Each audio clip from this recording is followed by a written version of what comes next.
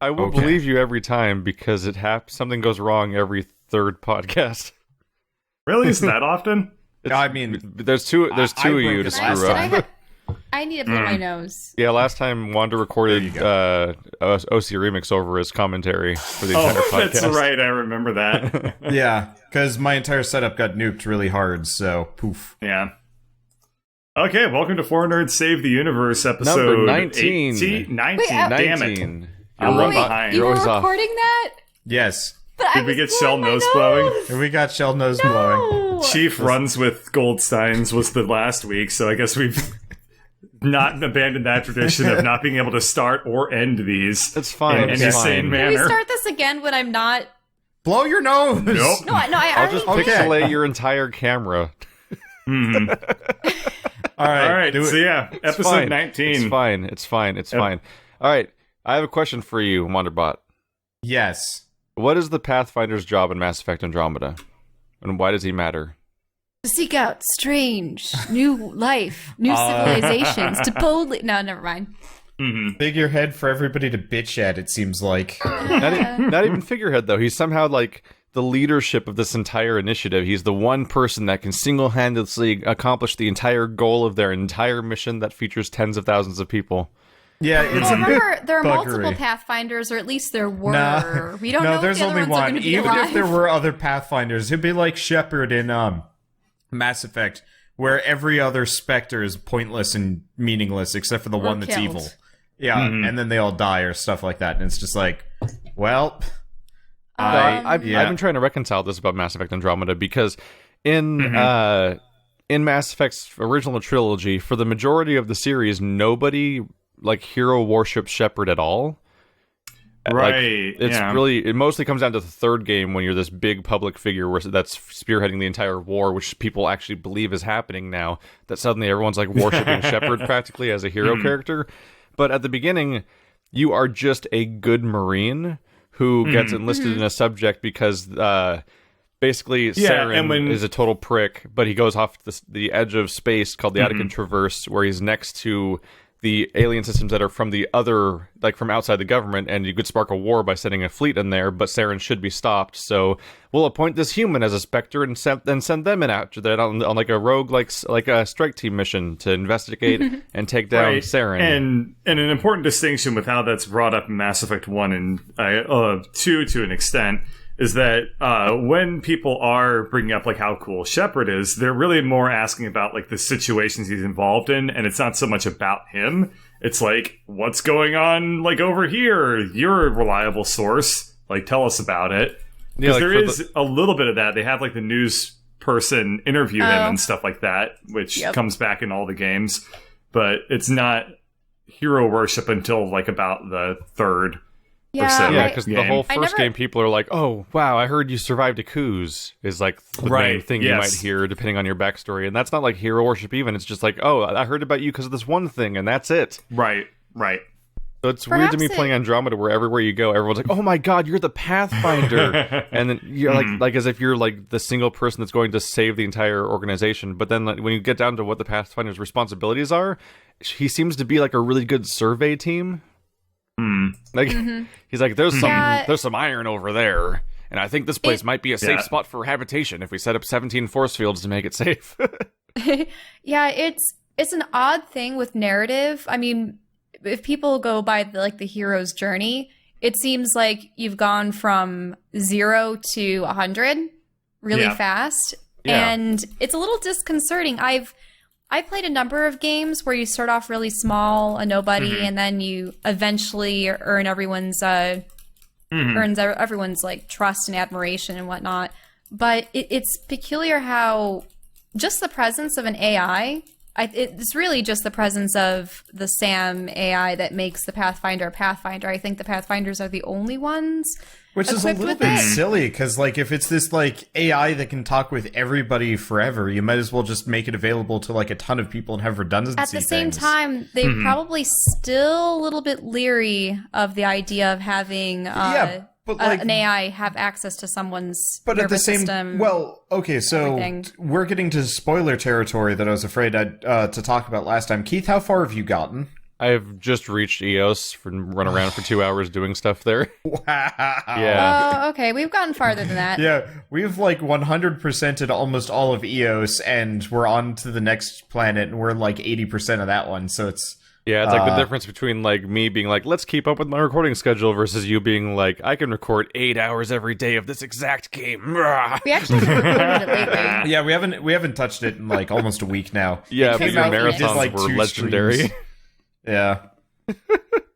Backlogs are nice. Of course, I've run out of several of them. I went an entire month without recording any Digimon, and today was the first day in like 2 months that I haven't put out an episode for it. And I'm like, and then like Hollow Knight and No Man's Sky I'm out of, but like Nier and Rain World and like some other things I am good to go for. So it's kind of this like weird balancing act.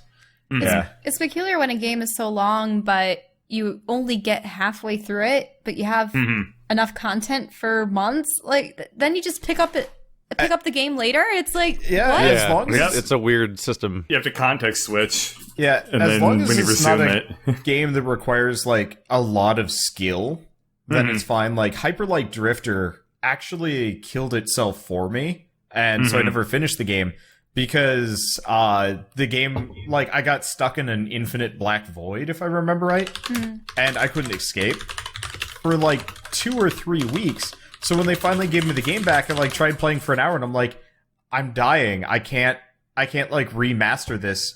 Because I was right before the last boss, and there's no way I was going to get my skill cap back without like wasting a lot of time and frustration on a game that wasn't doing that well. So eventually, I was just like, I can't. So you mean It's a where minor you were tangential set- side thing, but when you play the mini game in a Night in the Woods, do you immediately think of Hyperlight Drifter 2? Yes. Like it's weirdly similar on a basic level. All the way down to the dash moving and everything. Yeah. So it's boiled down a little bit too much. Yeah, Now gone we'd from a actually tangent to a back tangent to- to a tangent. Yeah. Back to Andromeda. So Shelley, you were saying it goes from 0 to 100 really quickly. Were you saying that about like basically you start the game and everyone is immediately like hero worshipping you? Like saying like, "Oh, you're the Pathfinder," like that sort of deal. There's It's a some weird- skepticism by the occasional. Yeah, it's a weird person. dichotomy. Like, every single, like, major leader, like, there's, what are there? Like, 4 faction leaders on the Nexus, which is, you know, the Citadel equivalent. Oh, yeah. And each one of them is, like, being super friendly to you and sucking up to you and, like, deferring to you constantly. And then there's Addison, who's like, "Watch your back." And, yeah, she's like I'm wearing clown makeup. Yeah, she's this, like, ugly lady that, you know, the one famously behind the, like, my face is tired thing. And everyone's going, you know, your father made this possible, but you, we don't know anything about you, or if you're even competent. But, like, it's weird, because you go back and forth between everybody, like, worshipping the ground, like, you're standing on, like, acting like you're this ultimate expert and stuff like that. Thank you so much for clearing And then, out these like, critters. Almost immediately, maybe even, like, the next line of dialogue is them switching around and being like, but you're just an, you know, effectively, like, you're just a kid, so, like, we don't really trust you, and we don't really, like, believe in you. So, like, there was, a whole crew get-together talk thing that Keith hasn't gotten to, so I'm not going to talk about it beyond just, like, All the people walk it away ends and with they're like, everybody just leaving really snipey comments, and you're sitting there being like, we just terraformed an entire planet, everything's awesome, and you're just being bitches to me. What? It was The hero's so journey frustrating. is one that's fraught with peril. It's like if Tidus wasn't a This is whiny little apparently the bitch, and hero's everybody snake and treated him ladders. as such. well, That's what was- always so damn annoying in video games where you like save towns and people are like, "Oh, it's you." And Thanks like, for saving they're like, our town, but you "Thanks for could have done saving it better. Yeah, it's like saving our town. Did someone steal your sweet roll? I'm like, motherfucker, I just killed a dragon. It's super Okay. off-putting. It's super off-putting when an NPC acknowledges you in a way like as like random ambient dialogue of them being like, "Ew, I think they're gonna steal from us," and like acting like you're a miscreant or something when you're literally the person who saved everyone just a second ago, and maybe even them in a cutscene. Like the exact I person think- you just saved is suspicious of you now. What I didn't like most about the whole, like, as we brought up examples of situations in which people still have some kind of tentativeness regarding your ability to fill the position. But there are instances where they go, oh, this is what you want to do? Well, you're the Pathfinder. So what the hell is that supposed to mean? We do what you say. You know, it's like deferring all responsibility onto this singular person. But you're person. the Pathfinder. It's so weird. So what you say goes. It's just like, what? And isn't the Pathfinder like 20 years old in this game? She's not very old, yeah. She's like mid-20s. So they're like, yeah, this 20-year-old, they probably know everything about how the universe works. They got it figured out. And the thing is, your character says... when you like sub out Pathfinder with what they actually are and like what their actual job is, because they're just a surveying team basically. Oh yeah, that's right. They're basically just really good at scanning rocks. Yeah, it's like you're gonna save the day, geologist. Which should be my dream game, but it hasn't been. It's like if you actually, it would be pretty much like if you took Keith back when he was still like a geology student. And made him the hero of Kvatch. Handed him a gun and said, good luck, we need you to find us a new planet to land on. By the way, you need to make the planet livable, because all the planets are shit. Oh yeah, by the way, and there's murder monsters after you. Good luck. You seriously are just a geologic survey team / like environmental scientist. At the same time, I mean, our character was the female writer. Yeah. And she specifically served in the Peace Corps, or whatever they called them. Pact Corps? It starts with a P.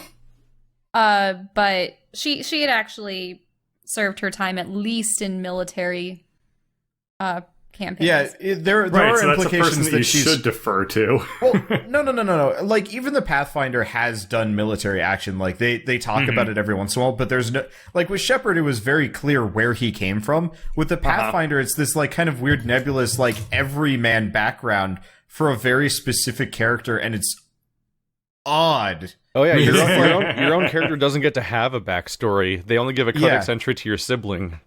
Your own character is like, I don't know, let's try to make it up as we go along. So if you play as Sarah, the backstory is applied to the other dude? Yeah, for me, Sarah has a codex entry, which is probably the same one that the other sibling gets when you're playing as Sarah. Sure, yeah, that makes sense. But like, there's no explanation of like who or what. Everybody else has had more like character backstory development. And like, you can talk to every character and be like, war stories, and they'll tell you a little bit about their past and stuff like that. And then you're like, that's nice. And then you just walk away and they're just like, I want to hear like some return. I think talking with Liam was the only case in which he asked about us and we actually divulged information about us. Yeah, but like Liam asked a question. We're like, yeah, we did this. And then just like it moved on. And it's just like, what? And like, we were part of the Peacekeepers, I guess, or like some kind of maybe that's what it was. I know it starts with the P. Yeah, we were apparently the Pathfinder was part of the Peacekeepers, but there's no explanation of who or what they did. Yeah, and like, it would have been great if it tied into something that had actually happened in one of the previous games, so it gave us something to like look back to. But no. Yeah, for me, What's problematic so far is I'm now a few hours into the first planet, and I've exhibited one special skill the Pathfinder has that nobody else could possibly do, as far as I can tell. And it's very, very... You found the path. Here's another warning sign, by the way, is that it's very Dragon Age Inquisition. Because in Dragon Age Inquisition, you get the mark on your hand, and you're the only person who can close void portals. So you've got to go all over the planet to close all the void portals of throughout the entire campaign to save the day. That's the premise of the entire playthrough. And if you go to the void portals in the past, you can charge them and then enter them in the future and get better items. What? Nothing. Don't worry about it. I just got really confused. Nothing. Don't worry about it. Somebody out there is going to get that joke, and that one's for them. Are they happy they got the joke or not happy they got the joke? They're unhappy that I've derailed the conversation. Yeah. I had to get you back. I understand. But like, Inquisition had the whole thing where like you get the magical power to close portals, so that means you're the one that has to close all the portals. But in Inquisition, the thing that opened the portals in the first place is what gave you that power, and that was the incident that led to your character suddenly becoming important. The Pathfinder, though, finds alien relics nobody knew existed, finds glyphs that nobody knew existed, uses those glyphs to use the devices to terraform a planet that nobody knew needed terraforming. So But we were Sam is supposed to be super intelligent and is able to decipher those glyphs. Yeah, the whole so we're premise of just the trip carrying and around the Pathfinder is that we were going to already good planets that were already supposed to be good for settling, and we were supposed to just go there. But the Pathfinder's finding alien relics that we never knew existed and using those to terraform planets that we didn't think need terraforming in the first place. So like the entire special thing that makes him a capable protagonist is completely based around stuff that nobody knew existed and is not part of why he got the job in the first place, or why that job exists in the first place, or why Sam exists in the first place. It's like they read the script of what's going to happen later and planned ahead and made a character that could do that stuff, and that's why they're special, as opposed to making it make sense in the universe why that character exists in the first place. Because, like, everyone hero worships you as the chosen one, and the story makes you the chosen one by making it so that nobody else could figure out these glyph things, basically, but that nobody knew that was going to be there in the first place when they made you Pathfinder. Can Can I make a prediction? Can I make a prediction? Go for it.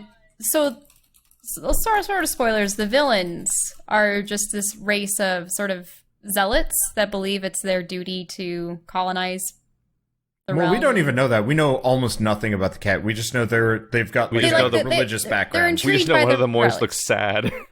Yeah. He's got this kind of like, he looks like Gizmo, sort of. He's got And- like Gizmo's and- face. And he's upset that you were able to activate the relics where he isn't. My prediction is that one of the other Pathfinders is probably going to have their Sam ripped out of them and potentially used by the villains, or they're going to be after yours. Well, they're definitely after. Well, they're after No, yours. here's what's going to But- happen. You're going to unlock all the portals except for the last one, and then one of the other Pathfinders is going to, like, leap in at the last second and be like, haha, I have all the glory. The game was written by There's no Square portals, Enix, though, right? because all the portals were in Inquisition. Oh, whatever. You goofed him hard. It's fine. My life is about getting goofed. But yeah, it's what do they call it? It's not a MacGuffin, is it? plot devices. It and It is. MacGuffin. It is. It's just MacGuffin is when you have a If it's item like the One that Ring, has, it's a MacGuffin. Well, the One Ring has, like, special powers. The idea Yeah. behind a MacGuffin is that it has, like, nothing Oh. defined about it that it can work with. Isn't that the case? I think Oh, it's just the magical relic, the whole plot that drives the story. Yeah, an it's- option okay, device it's more- it's that more, triggers the plot. MacGuffin is Yes. just Broader plot than I device. thought. It's just Okay. a dramatic word for a plot An device. object or device It's the in a media book that codex. serves as the trigger The for the catalyst. plot. So yeah, MacGuffin. I would have actually been really Okay. happy Pandora's box. if like the Rider twins had just been like really good at linguistics to the point of being kind of like comical about it. And so we just have like a language nerd with a gun running around like being like, I love deciphering words, and like people I have once- to tear away from it. It would be so I much once- more believable. Here's a tangent, because we're good at those. I once wrote a story where one of the characters was the goddess of linguistics, and her superpower was the ability to split items that were compound nouns into two different nouns. So one plot revolved around her so getting a stage goldfish. coach? Did she make a coach and She then a would stage? split it into a coach and a stage, yes. Like she had like Scribblenauts powers. Yes. If you gave her cottage Oh, cheese, of she course. split it into cheese and a cottage. If you gave her a goldfish, she split it into a generic fish and a bar of gold. Airbud. So yeah, when you would get some weed and some air. No, What? you would. It's fine, Shell. You'll figure it out when you're A older. rosebud. You would get a rose and some weed. Anyway. No, but buds can be anything. Bud Yes, related. but they can also be weed. Shell. Anyway, so yeah, so the thought of linguistics powers reminded me of that little anecdote from when I was much, much younger and writing stories. Anyway, yeah. Well, that's quite the power. So that's a fun tangent.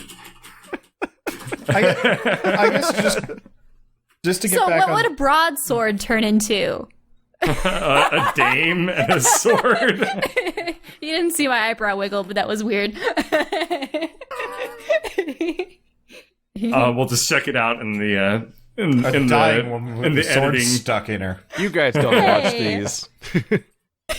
No, Don't pretend you why guys would I watch watch these. them? I filmed it. I wouldn't want to watch it again. Be like, oh, look at how I was funny when I derailed Keith's point twice. So we've complained about Mass Effect, but I have to say still, I actually really like the game. it's a lot of fun to watch. It's fun to play. Like the Yeah, it looks dashing, good. the jumping, the fact that you can fly overhead, hold right mouse button to like iron scope, and then you like hover there and you can shoot people. That's great.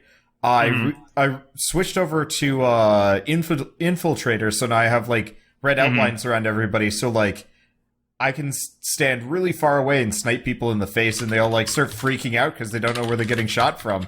And then later on, I That's get over to mean. where they're dead, and I loot all the bodies, and I'm like, yeah. No danger. So Wander found the unfair way to play. There's so many I'm like just ways bummed that you out can by abuse. the. I'm sure. I'm bummed out by the backwardness of it, where it's like, it's the Mass Effect game where I'm waiting for people to shut up. Yeah. Oh. No, it's absolutely true. We so you colonize Eos later on, which should be no spoilers, but there were a bunch of NPCs. Yeah, there should be a bunch of NPCs to talk to, and one of them is like the head engineer. And we went over to talk to him, and he just is like, "Oh, you're the Pathfinder. I'm sorry, I didn't recognize you," and like whatever. And he has like a bunch of dialogue options, and Shell's like, "Okay, you need to click on every one of them," and I'm like, this guy has no quest for us and no bearing of the plot. Please, we have other things to do. Shell wanted to hear the lore? Oh, man. Yeah. I mean, it's What a no surprise. surprise, but it's just this, like, it's the game where I'm trying to find where to get my lore from, because we can squeeze... I mean, it's a damp Well, you rag. don't read the codexes when we receive Well, them, so... yeah, because there's so much, like... We spent... Like, Keith, how many episodes did you spend on the Nexus talking to people and doing quests there? I was getting ready to leave.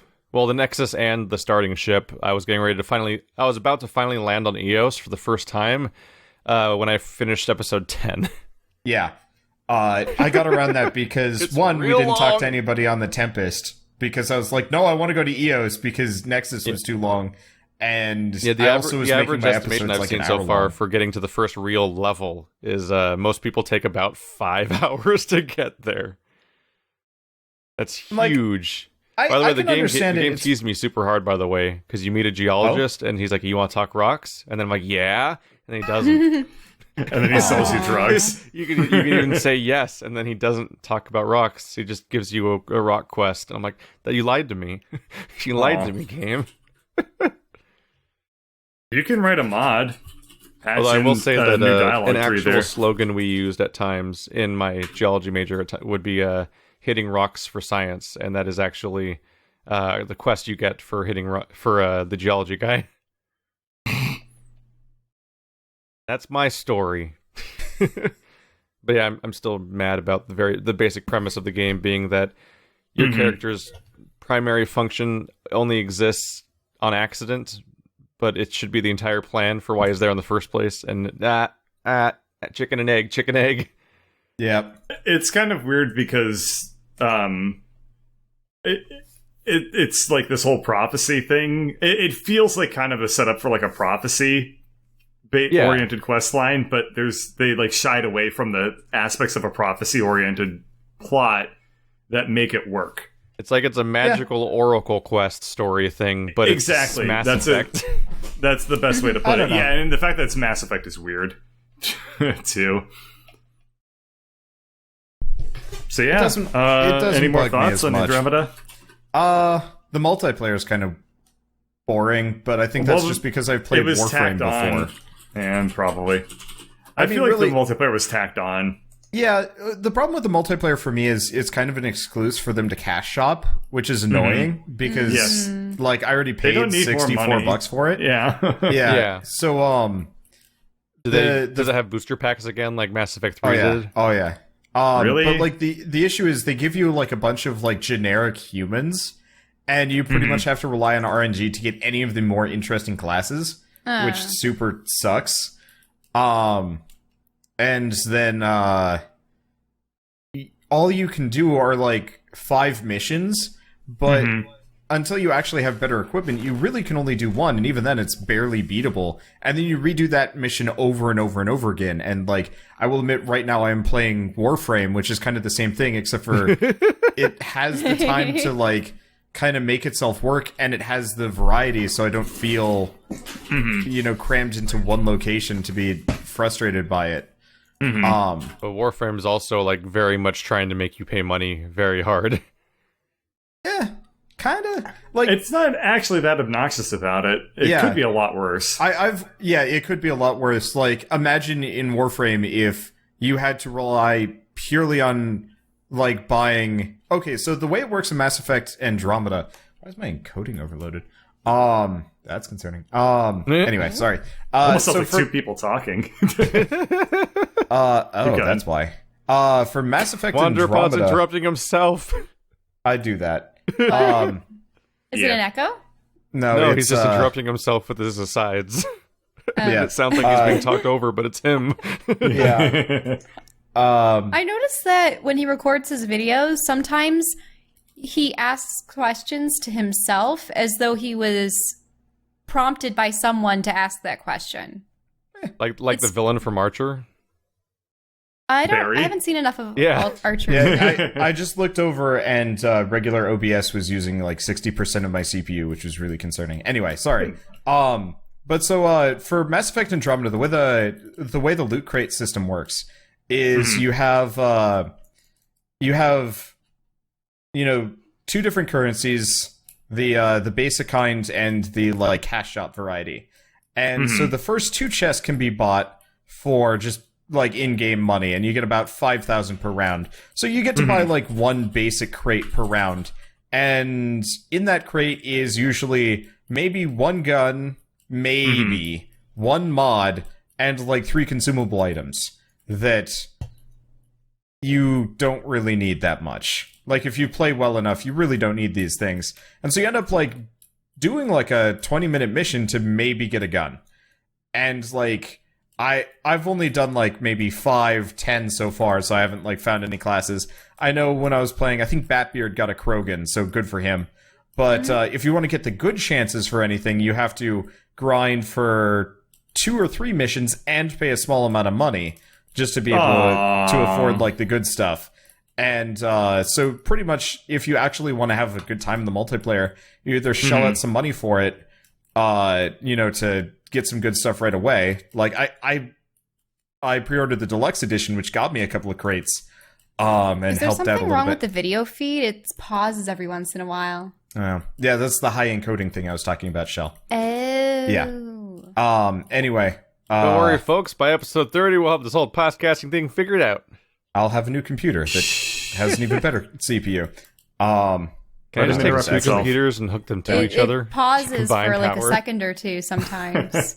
Yeah, I don't know why it's doing that, which is super annoying. Anyway, I'll figure it out momentarily. But so, like, it just feels kind of like shitty scummy to me, because I've already paid like a ton of money for this game, and having to pay even more money to play like the tacked on multiplayer. And it's like not a small amount of money either, if you want to get like a decent amount. With downloadable content, I think it's the end of the day when you just paid for a product and that was it. Now there's, paid for DLC, paid for multiplayer. It just sucks because it came out the same day the game did.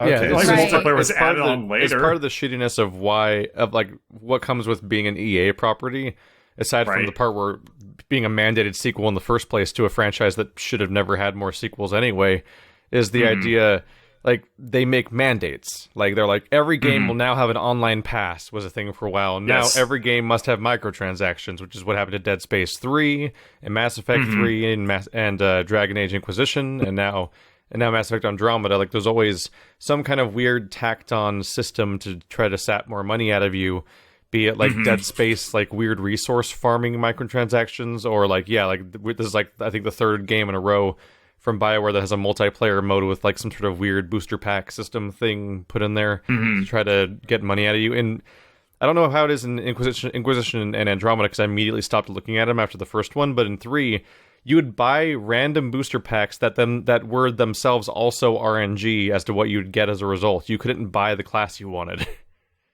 I think So it's also... it was like Hearthstone. Yeah. I think the best part about being friends with Wander is I haven't had to buy a game or DLC in like occasionally. 3 years. Okay, so on this note, you want to talk about Toukiden? I assume you bought. Oh god, yeah, we can talk about Toukiden. Oh no. Okay, so I do have plot points. Toukiden. I still have. I have lore holes to bring up later though for Andromeda. Okay. Well, I'd also wanted to... Let's space out Andromeda for a little bit, seeing as I don't want to just be the Andromeda you two are, cast. like, Shell and Wander, you two are, like, way we- far ahead of Keith, so Yeah, we're we going just to have talk to- about it next week anyway. We just have to eventually acknowledge Space Telescope and Quarian Arc Yeah. problems. Yeah. All right, we can talk Toukiden. about that. Okay, Okay, so Kawaii. so actually a couple of things. So Bird and I are going through Dark Souls 1. This will be relevant. And Oh, you're going to go on this story? All right. it's been Seed fairly planted. functional, but we picked up a griefer recently, which was frustrating.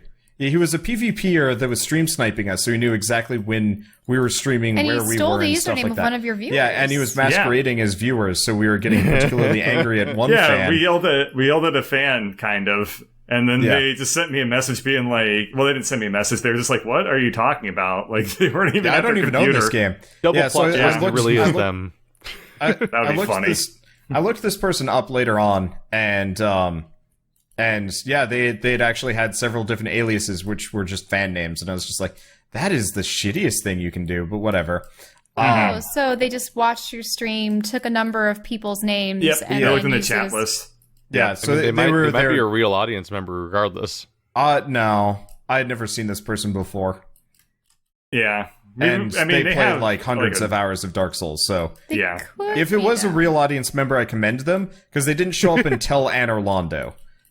So that would take some timing and effort that Anyway, most people yeah. wouldn't put into. But yeah, so this guy was invading. He would invade me as Bird was about to summon me, or invade Bird Mm-hmm. as Bird was trying to summon me, and we were having like issues connecting and stuff like that. Because even with our like hack job mod that we've got put together, it still doesn't work perfectly, and so it was It's a Dark frustration. Souls. Yeah, it was Dark Mhm. Souls. And so ultimately, We it was switched to kind playing of, Toukiden because we got Yeah. derailed on our Dark Souls yeah, series. we got frustrated at it. So we decided to look up new games, and Toukiden 2, Toukiden, I don't know, Toukiden. But so it's a PC Monster Hunter like, based on Japanese mythology more or less. Tecmo Koei. Yeah. Yep. It's actually a pretty good port, all things considered, and we were kind of okay with it. Except for it Is turns it? out the whole like co-op thing is kind of a lie. Really, they just send you into a I boss thought the arena. Toukiden ports were like really famously awful.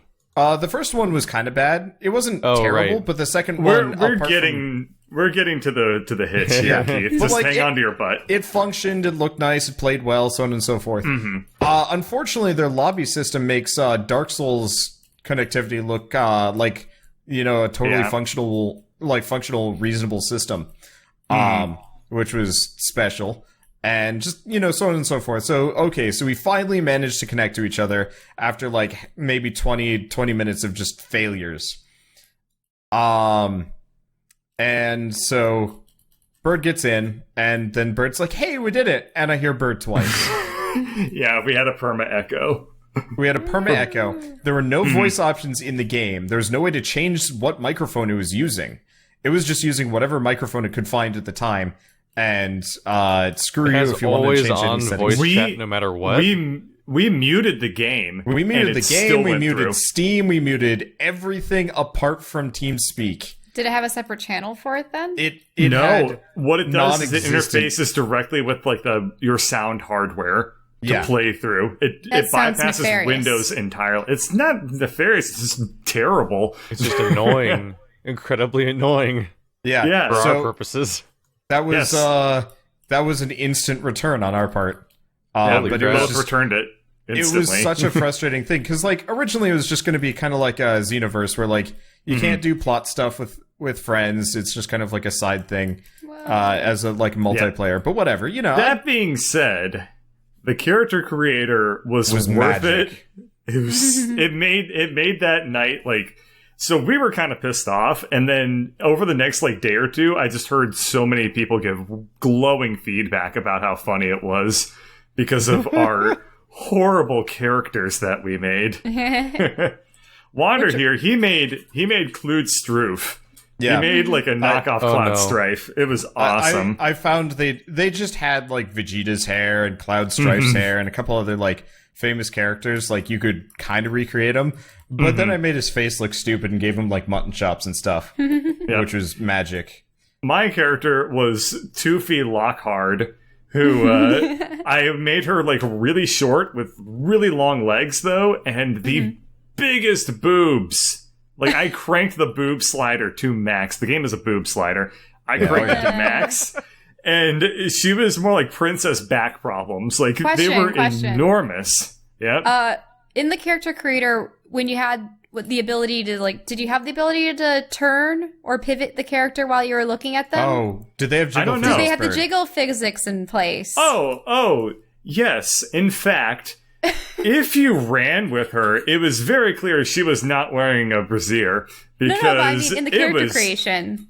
I don't know about the character creation, but her run animation was just like blah blah blah blah blah blah blah blah blah. Because I remember when I wanted to try out Aeon, in the character creation, dude, regardless someday of how we should large install the that game were, just so we can like we need to check appreciate that out. how just screwed up spinning that the character around in the character Aeon creator. was my they would first ever Let's jiggle. Play game. Really? Really? We're talking about Aeon? the MMORPG from Korea or whatever, right? Yeah. Yep. Yeah, I uploaded a video of myself making a character, and I uploaded a video of me playing like some random zone for like 20 minutes, and that was like my first ever like me doing a gameplay video thing on my channel. I'm just picturing what a young Keith would be like hi everyone. Very gone. We're gonna play Aeon. This is a fun, cool I don't think game. I was talking actually. I don't remember. Okay. Did it was you just a video. Like did the you concept choose to was play foreign to me. the angelic ones or the Asmodi? What are they called? I forget what the other race is, but my they're like memories are Let's so gone not at this get point. let's not get into this. That game's Sorry. like I know 7 you like years to old now, compare so the races details are with lost. every game. there were the dark and the light ones, and the dark ones no. had really cool color happening? options. Yep. Because you could be purple or green or blue. Fun. Sorry. This character creator looks like it's pretty good. Oh, God, you can make some horrendous monsters in Aeon. Uh-huh. Holy crap. But yeah, so you're saying that there was jiggle physics when you made the character's turn? Yes. Well, I mean, that's useful, right? Like extra information when... I mean, there are probably some people that like want to know like the angle of the bounce and, you know... Well, stuff. the thing was, just like, when you reminds me spin of- the characters, the clothing and the hair also moves, swishy swish. But, Well, yeah, I would the imagine boobs it's just also do like that too. like her hair stayed static and her boobs were like like a really bad Dead or Alive Extreme Beach volleyball Actually, situation. it reminds me of the really weird detail of Dead or Alive 4, where there was a slider that controlled the jiggle physics in the game, but it was What? it was secret. Okay. In the settings menu, one of the options was age, and you would pick an age between like 18 and 99. And the What if you were 99? the higher come on. and it didn't even say like it was like you would assume it meant like what your age is or something like that. Like it doesn't It even was say the what the age. boob age. It just led to it was just a weird like misleadingly labeled like jiggle physics intensity So, slider basically. When you get up to 99, was it like sagging or was it... Yeah, does that make it like extra No, it's jiggly or not like sagging. It's completely just- static? It wasn't sagging or anything. It was just a further exaggeration of like the like waterbed jiggle physics they have in the DOA games. Oh, man.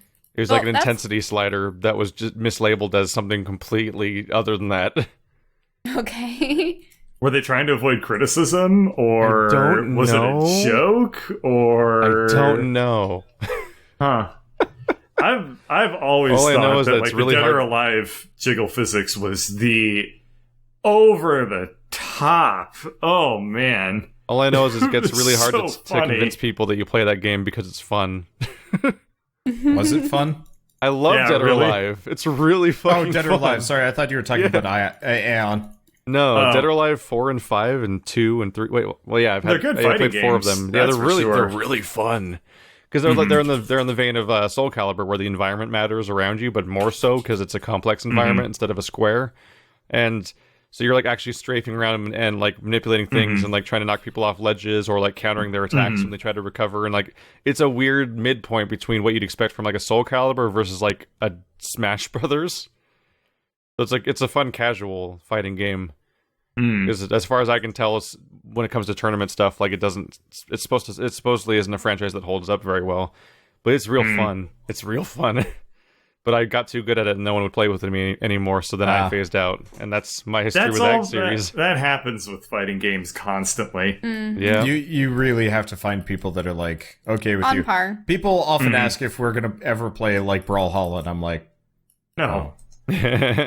Because one of us is invariably going to break out in skill, and then it's going to become incredibly unfun for the rest of us. Yeah, that's one of the perks of stupid multiplayer party game things is that people are not inherently going to try to get that good at them, and that's so like well, it's or a even bummer if they that do get good, they just start dicking around. yeah. Like, Mario Party.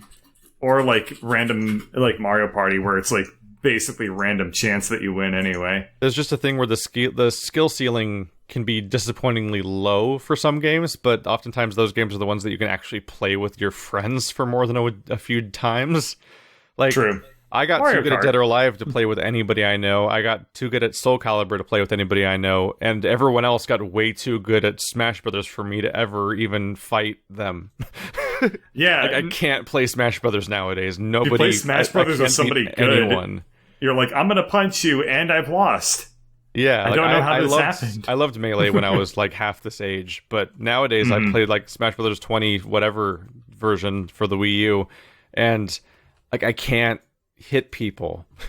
That's what it feels like. It's like, I'm going to punch you, and you activated a shield and dashed behind me and used iframes and rolled and the kicked me. metas evolved in ways like where like it went from me not even knowing the word meta to there being like a evolved meta for that game, and now it's like you look at certain types of players certain ways, and it's like, oh, you're a sword player. I'm like, I thought it was just another character type. I don't understand what the stigma is. And it's like no. Well, there are always different tiered characters, unfortunately, but. Yeah. It's been interesting because I in the Unfairnament, our little people playing randomly selected games tournament we did for Sad Games a long time ago. Like we had a 3-way tiebreaker because we just needed to end it, and people kept tying. Is 3 of us in free for all in Smash Brothers Melee, and I completely cleaned house. And it wasn't even fair, and that was just a few years ago. And now I can't even play the game against those exact people. Like it's a real struggle when you just want to have fun with these games. Just how completely out of whack the curve of people's skills can be for each one. it would be nice if developers made some kind of like actual adaptive handicap as opposed to like just kind of like you do slightly less damage. And it's like that's not really useful. Yeah. I mean, is there a way to... I mean, I know that there are preferred characters. What if the more skilled player plays a character that they never do? That's actually usually a good way to balance things. It yeah. helps, but it's still... it's a stopgap until you get too good even then. Yeah. Yeah. Like I got with so my good at brother, Dead or no matter Alive, I what- would fight people with a random button. Yeah. Uh-huh. Like, I'm playing as the giant wrestler man. Fine, I'll figure it out. And then I just cream them. I'm like, oh, I don't know what his moves are, but I won. And no matter what my brother did whenever we played Smash Brothers together, he would kick my ass. Well, Yeah. in Smash Brothers, there's only a couple of moves that really define characters, and most of the other ones are just Well, the no, up the strike, characters right definitely strike, move evasion, differently. Like, shields. Oh, yeah. Like their jumps are different. There's a lot of Yeah, weird They quirks to dash keep is track different. of. Like how Little Mac they're- has 0 air game, or how Martha Yeah. can't recover horizontally when he goes off the Kirby? screen and stuff like that. Kirby puffs. Kirby Or Yeah. like buffs are a big one, yeah. Kirby's horrifyingly light. Like there's there's all these little quirks you have to keep track of that affect your playstyle, but it's a nightmare to keep track of sometimes. But yeah, like Okay, this is why none of us will play Smite with Spider, and why playing Awesome Knots versus Blitzkriegler was a nightmare. yeah. It's because some people are so good at certain games that they can't play with people anymore. Especially because our like our reactions to competitive games also don't work. Like you know, you were trying to have fun, whereas Bird and I were trying to take it kind of seriously. So when you did things that came off as like completely inane to us, and we're like trying to teach you how it goes, it was. It just frustrated everybody. Yeah, I was being nobody, a fun sniper, man. Well, what really bothered me was that was my favorite character, and you were playing it, and you were playing it bad, and I was like, no, just let me play it. I want to play Rylan, but you didn't let me. Okay, can we quick cut? I gotta try and switch something. Like this OBS regular is using up 60% So, like, of my countdown? CPU, and that's Yeah, no yeah, good. okay. Yeah, so we're just we gonna can do a take a 3, 2, 1 cut. Two, I'm gonna switch it. 1. Very good. All right, technical problems are the best. Oh, gee. Do we want to lead off with the question, seeing as we broke all flow of what Yeah, we were let's talking let's about? reroll Now that with we've that. ruined That sounds good. everything, let's talk about Yeah. the Quarian initiative. Let's see. We don't really have questions. Really? It's not, Really? Okay. Not any could- left over from. So, did we respond to is the BirdCatcher persona a something made up? We already I don't responded remember. to that. Did we talk about that? Yeah. I think we gave a kind of a glib response, but Yeah. we can talk about that, and then Well, this everyone question- can answer their own experiences, I guess. I've got a question that you guys might be able to answer, but I don't know if I have anything for it necessarily. Max Damage asks, if you could save any game from early access hell, what would you choose and why? I don't know. One, I would say the first one that leaps to my mind is Towns, just because that was a huge disappointment. Yeah, like, what is the context of this? Like, are we going to magically fix something that is in early access to just make it Or magically what was get that completed, one that, or what? or what was the one that came out right after Cube World? That one. I feel like that was kind of a victim of its own success for sure. And I like that game, and Okay, I wish so that it did wait, them. do we want to add like Well, there's qualifiers Divinity. to this? I can't wait to play Divinity with Yeah, you but guys. that's not early access hell. That's What's early access No. hell then? It's when a game is perpetually in When development. something's wrong. Divinity's just in normal early access, and it'll have a nice normal release when it comes out because it's just Divinity, and it'll be great. Yeah. So you're talking about games that are stuck in it forever. Yeah. Okay. When Yeah. early access goes wrong. Oh, I was going to nominate a game, and it's actually been removed forever off of Steam, so I guess that's that. Which one? Dungeon Which one? Dashers. What failed? Oh, yeah, I just Really, wanna- that's a Dungeon good one. Dashes is I just, off. I just Oof. want to flip a switch and have Dungeon Dashers be a complete game that was finished, because those first 10 levels or something, I'm like, I like this game, this is cool, and then it never happened. Yeah, I actually picked And that now up it's gone. with the It's express just gone off purpose. Steam. Because That was like me with EverQuest Next. I was so Oh. happy with the lore and the story. They were putting out like mini novellas and stuff. I was reading it. I'm like, woohoo, this is gonna be cool. And then no. This is weird to think that now I permanently have a game on my account that nobody else can have. I know. That's I actually weird. bought that game so we could play multiplayer when that got added, and Yeah. then haha. That was a Yeah. fun game. I have Codename Freeman But it needed installed. the rest of the game to come out. because I know if I ever uninstall it, I'll never be able to install it again. Oh. Like So they're PT. just- Can I yeah. save PT from early access hell? No. Yeah, like the qualifier questions I have are like, would it be like the game would realize every single promise that they made, or Are you about like to say No Man's Sky? no? Actually, I'm pretty happy with where No Man's Sky is going with itself. Like, it's going to be in early access for a while, but it's not early access hell. But Cube World would rank really high up there. Yes. Jokingly, I was going to say stuff like Magicite, but I think Do you really want to rescue that one? Magicite No. does not have potential to realize. no. The developer actually just put out a mobile game that looks nice that I will never play. I've been burned too much by that specific developer. And then Yeah. I've been burned once. But it was Well, a really bad burn. Roguelands was pretty good, but like he absolutely needed to have like actually handed Roguelands out to anybody that owned Magicite as an apology. Yeah, really. That was that was the game that like burnt me on early access. Though there are a couple Here's a other ones like question. yeah. As a minor Yep. aside, have you ever gotten a video game as an apology? Apology. A loud ass dog. Well, would it be for?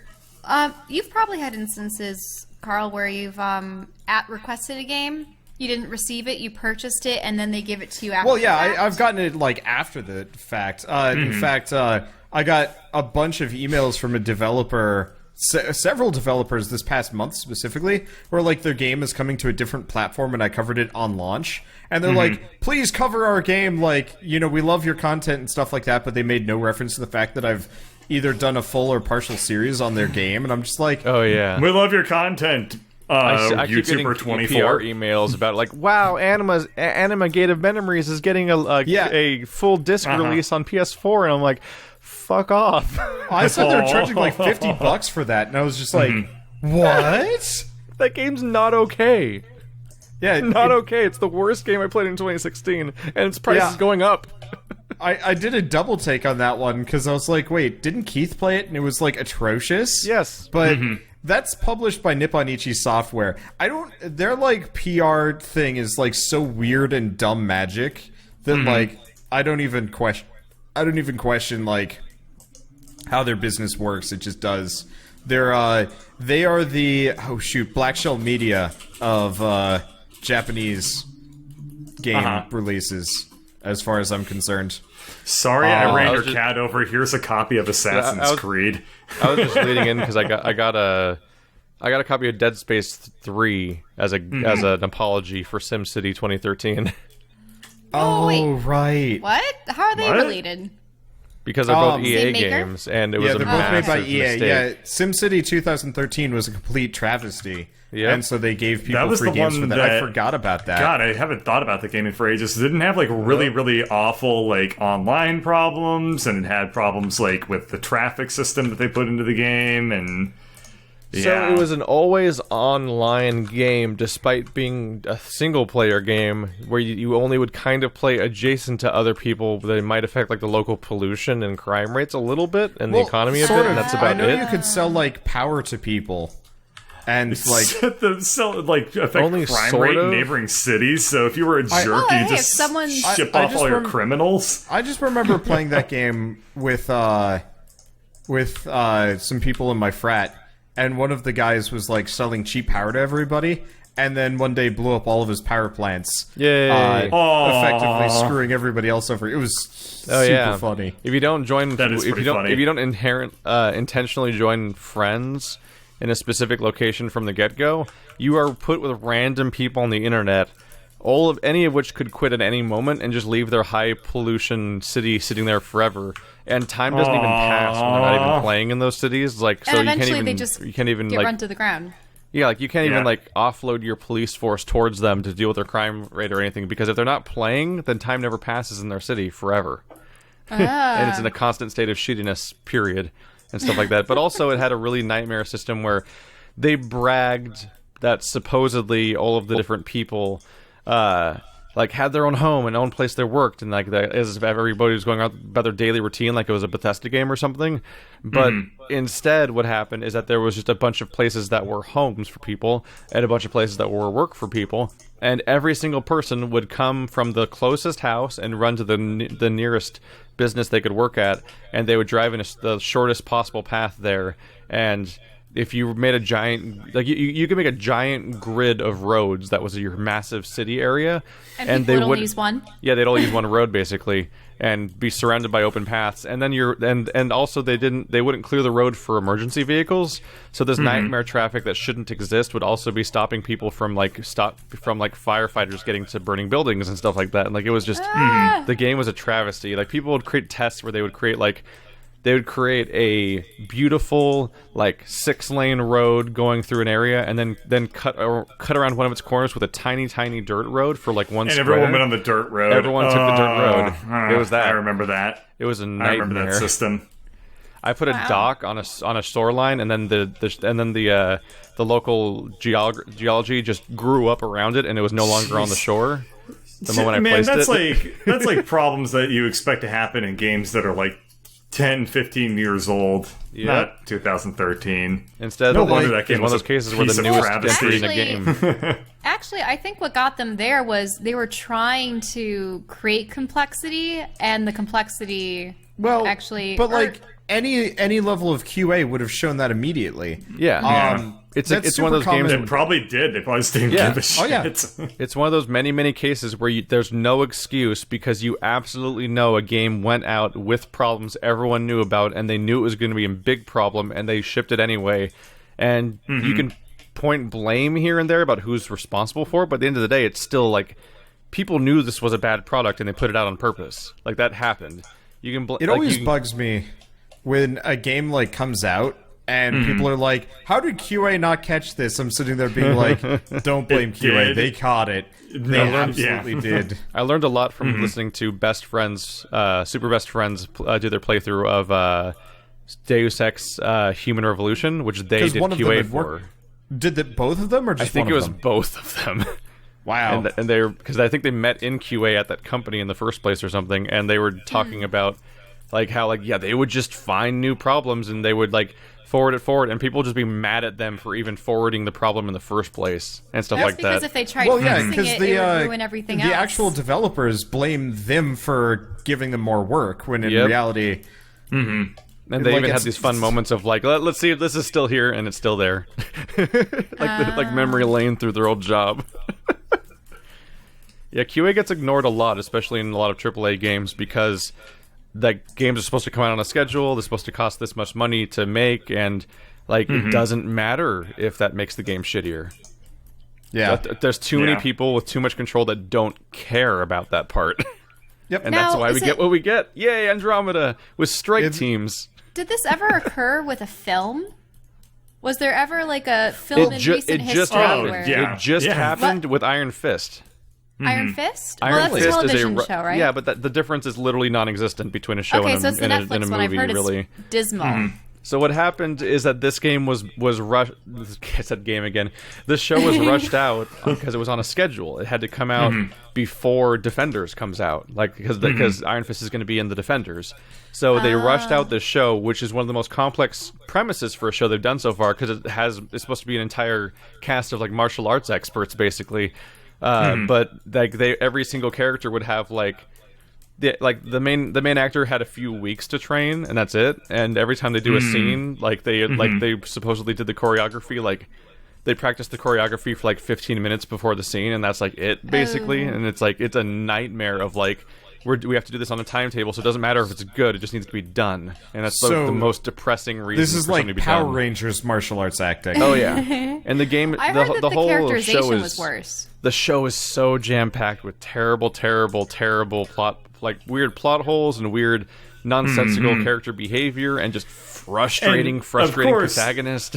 You know, the editors figure this out because they're the ones that, like, they look through the whole thing, chop Yep. it all together, and they're like, here it is. But they're like, we it need to comes out next reshoot month, X, and they already Y, finished Z, filming it. W, Q. And it's like, nope. That's the one. It's just like to give minor spoilers for some really dumb things that happen early on, like he comes back and he's like, I'm the Iron Fist. I'm from Kunlun and stuff like that. And everyone's like, what the fuck is this guy? So he gets thrown into a sane asylum immediately in the show. And he keeps talking to his doctor every day because he supposedly has 72 hours for them to figure this stuff out as far as like whether or not he's going to be like Well, yeah, it's a permanent 3-day or hold. not. Yeah. Oh, the 3D Yeah, world for the asylum. that's common. Yeah, so the guy is like, you know what? I believe you. You are Danny Rand. You're not some lunatic that thinks he's Danny Rand, this kid that's been dead for 15 years. Oh. And right when he's believing him about the truth, Danny is immediately like, I'm from another dimension. I'm like, what are you doing? What are you doing, Danny? You're about to get out, and then like shortly after that, like he gets taken in because he still doesn't have his own company and everything, so he gets taken into this place where he can be like he can stay at a dojo like overnight and stuff like that. And he's going to be staying there for a week, and this lady's just like, whatever you do, stay away from the classes, don't mess with the students. Immediately he walks in on one of the classes in like the next scene and assaults a student. And I'm like, what are you doing, protagonist of superhero show? And How did he assault the student? Did the student provoke him, or what happened? So he came into the middle of the class, took charge of the entire class, completely superseding any authority he should have had. And then he starts giving rants and doing weird poses and stuff, and everyone's like, what's happening here? And one guy laughs a little, basically a guy laughs for a moment, and he just slams him down to the ground. I'm like, what are you doing, Danny? Go away. That's supposed to be here, and you're attacking students. Oh, unfortunately, my only experience This with Iron sounds more Fist like is... angry martial arts grandpa than like Iron Fist. It's So- like really weird. It's My really only weird to experience watch. with him was in like one side series. You know when they do the crossovers between comics? So I have Yeah. all of Rom's Space Knight and Iron Fist and Power Man, which isn't it that Luke Cage's Yeah. other name? Yeah. Okay. They help him out with a hospital or something, and I found that he was like a wisecracker. Yeah, It was the funny. weird part is like Iron Fist is supposed to be kind of,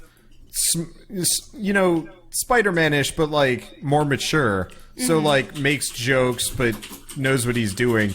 This doesn't sound like Iron Fist at all. This sounds like Well, my question is, what happened to him in this other dimension where he was trained?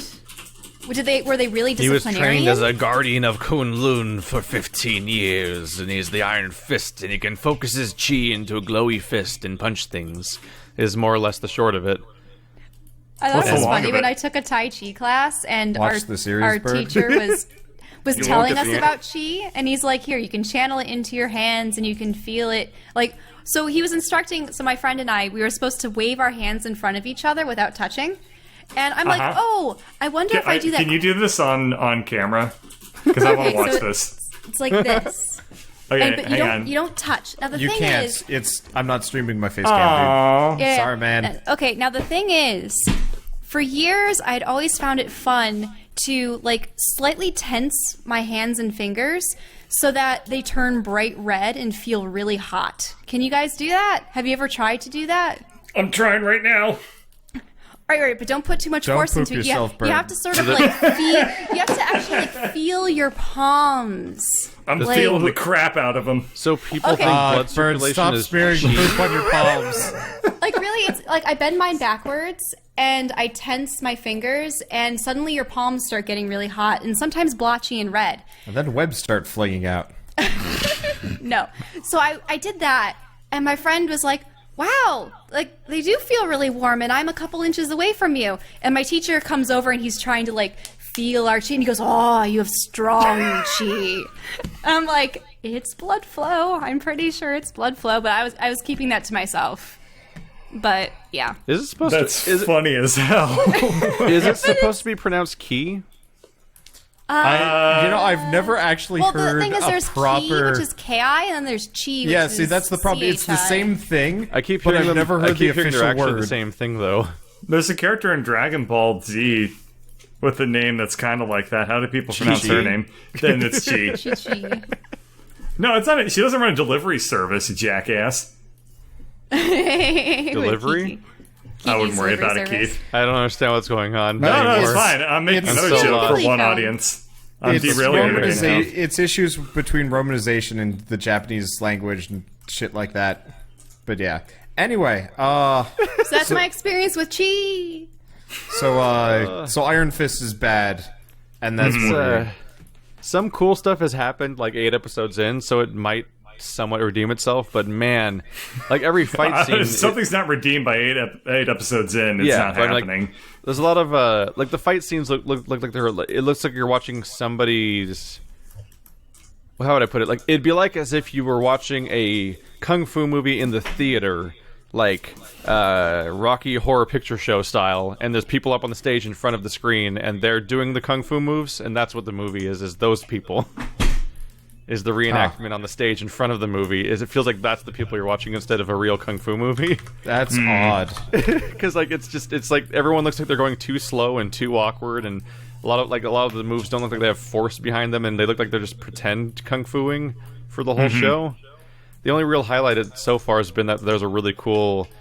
There's a fun moment where they shoehorn in like a drunken master character. I'm like, this is always fun, and it proved to be fun, like it always is. I'm like, yeah, Brad Wong, go in there. But yeah, I would recommend watching literally any other Marvel Netflix show first, or Legion. Legion's really good and interesting. It took me a while to remember who Legion was. Nobody knows who Comparatively. Legion is for the most part. Well, he's I didn't know. Xavier's son. Yeah. It took me a bit to remember that With because whom? the comics dump all over him so often that it's With just whom like did Xavier have a son? Well, I mean, if you're going with It's the a extended universe, brainchild. multiple people. Wait, what? Gabrielle Haller, apparently, Yeah, I who, don't remember her. if I look at this picture, is clearly of like a dude with long hair, so that's confusing. In the 80s, they always drew very square jaws. But I don't know about this one. really, what year Is is it that the artist from? that hides feet? No, it's not Lee. Whatever his name is. Mayfield. Yeah, Rob Liefeld?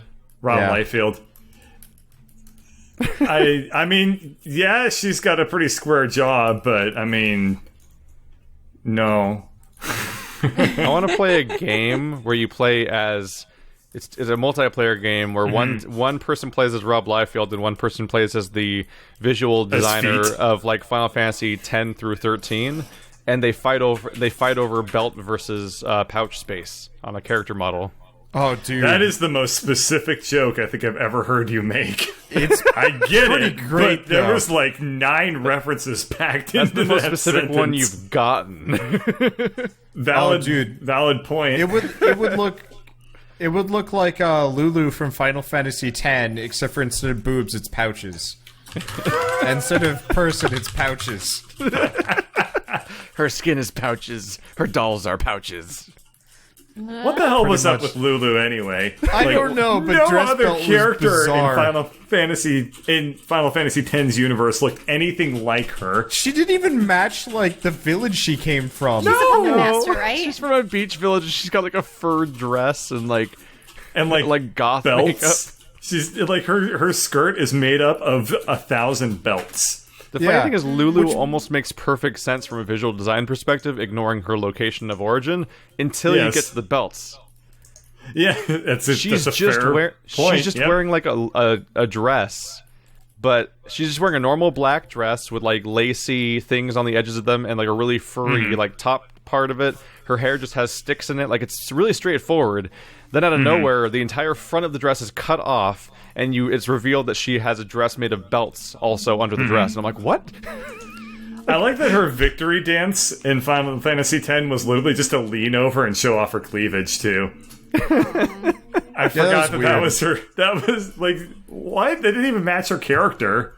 No. Like she wasn't like Hoey, but I think what happens is she was finishing the fight, and then that's just when the corset finally gives out and her back support or then falls. she's just got like a lot of back problems. She's just Yeah. like catches a breather, like without the corset laced up, like her back just gives out and she just collapses forward. yeah. The art Lulu. design in that game, it was great and then nonsense. It was like a 50-50 all split between over the characters that place. made perfect sense and no sense.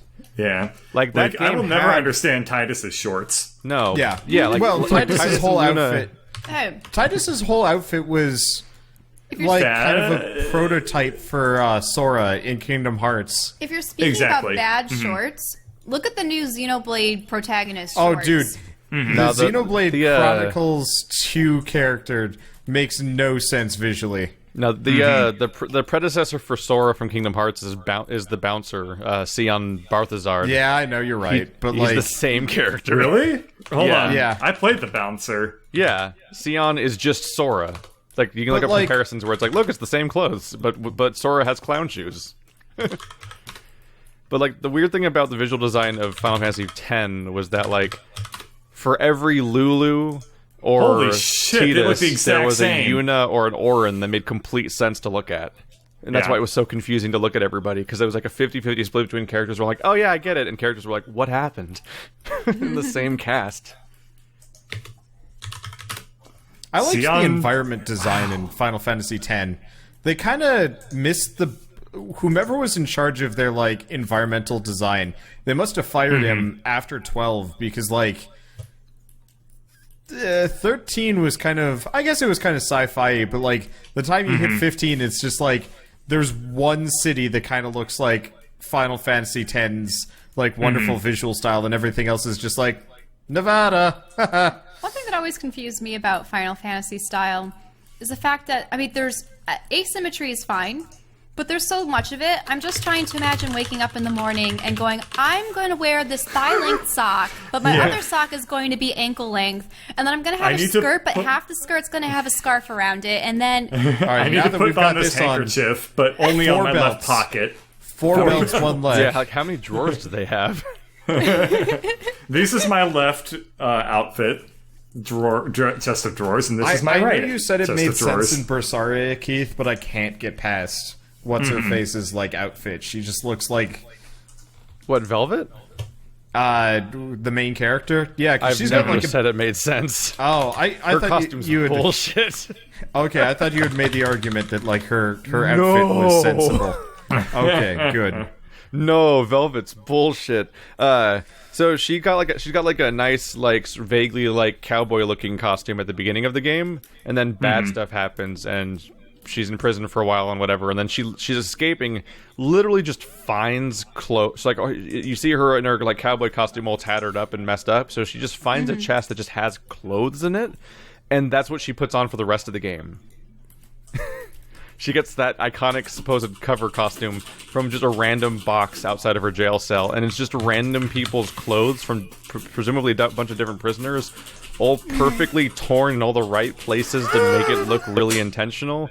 And it's like, why would you, if you found leg-length stockings that are 70% absent from existence already, why would you even put them on in the first place?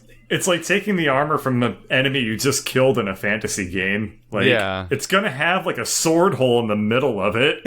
Oh, Jesus Christ, I'm on a Wikia. Okay. I went onto one of those Wikia websites to look at pictures of Sion Barzad, and it was like, here's the Toyota Camry, you better buy it. Like, no, I wanted to podcast. It's fine. I'm sorry, my chat. What the hell? Oh my god, that is... Did you find Velvet? Yeah. How did... there really aren't words. Expressing it. Like, she... What are they looking at? Every single... it's like every square inch has a tear You can't in make it. sense of any part of Velvet's costume. It's just noise. Yeah, we had considered playing that, and then I looked at her design, I'm going, I don't know if I could watch that the entire game. Is she wearing 2 boots? It looks like she's of each other. Yeah, right she did. Foot, She did.